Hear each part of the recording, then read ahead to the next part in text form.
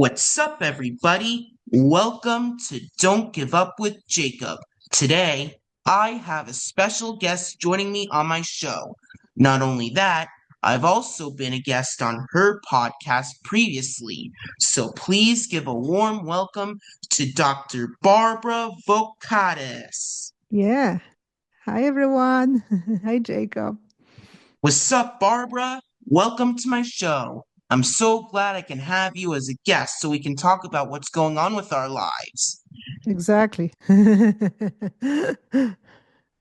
All right, so I'm gonna ask you a couple of questions now. Sounds Yeah. good?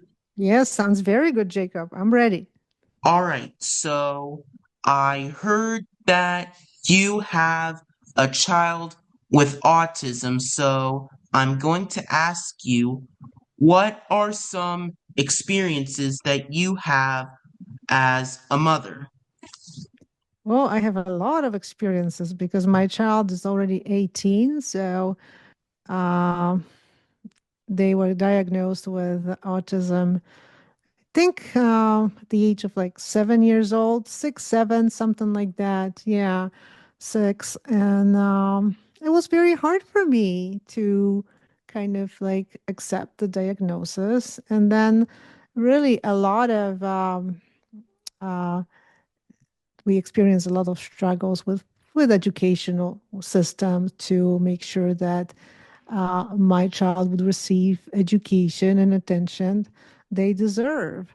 And but along together with the struggles came also some other experiences because as my child was maturing and developing and growing, also we I started noticing different strengths in their behavior, in personality that just kept showing up and developing and getting bigger all the way until now. So, artistic talents, special skills, things that they can do, I can never do. And so it's always like this balance of struggles, but the struggles are not because of my child. They are because of certain systems that in which my child is. So you always, as a parent, going to experience some struggles, but then on the other hand, you going to start appreciate, seeing, noticing, and appreciating your child's special skills, and that's really like the best part. All right. Sounds good. I also sometimes have struggles with my life, such as I clap randomly. Hmm. I feel like some people are sometimes being a little bit serious, and I know they're not really mad at me. They're telling me to like stop or Yeah. yeah, but sometimes I can't really control it, and I also get Mhm. very energetic, and I feel like some of the teachers in my school are being a little bit serious. I know they're not really mad or anything, but I still can't really control it, and I sometimes feel like they're going too fast, and I can't Yeah. understand some of the work that I'm doing, and that definitely gets hard for me. Yeah. So I'm familiar with all these things you just mentioned. My child works at a slower pace. They can do the things, but they need more time. And sometimes they feel like around, in school, there is like this rush from the teachers. Well, we got to get going. We got to get done. That does not work with children. And I suspect it doesn't even work so much with kids who don't have autism either, because if they have anxiety over this pressure, right, school pressure, that's not going to work with them either. So that's very problematic. And I think it's a big obstacle for children with autism. When they hear pressure, work accumulates, and all that, that really can shut them down and no work will be done. So I dealt with that as a parent too. And then the trouble is then you have to talk to the teachers. You have to like explain to them That this is not that my child does not want to do the work.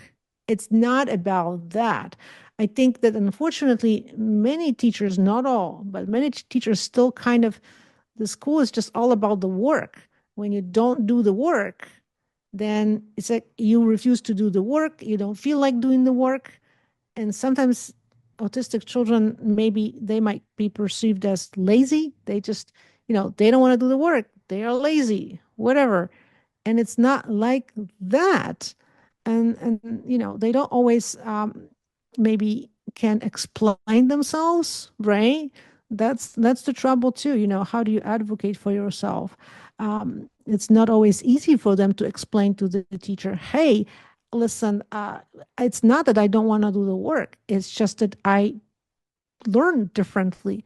It's not always easy for a child to give this kind of explanation to the teacher. So then I have to explain that. I have to talk to them about it. It can be frustrating because you would think that as a teacher, they should already know this, but they often don't. So sometimes you feel like you would like to lecture them about it, but then you have to be careful because you don't have to be seen like a lecturer, right? You're a parent still. So it's a very difficult, complex role to be a parent of an autistic child, I think. Yeah. And I notice also, that I don't know how it is for you and for your mom, but like for us, really, the higher you go in educational career, then you go to middle school and then there's high school, it's not getting easier. At many levels, it's actually getting even harder because there's more teachers involved in your child's education, right?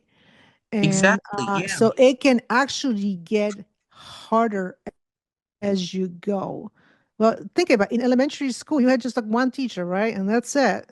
And Yeah. here now you have like multiple, all these teachers.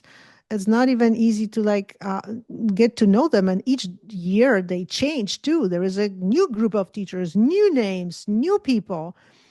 So it's not getting easier actually. You're right. It's definitely not getting easier, Mm-mm. especially for me.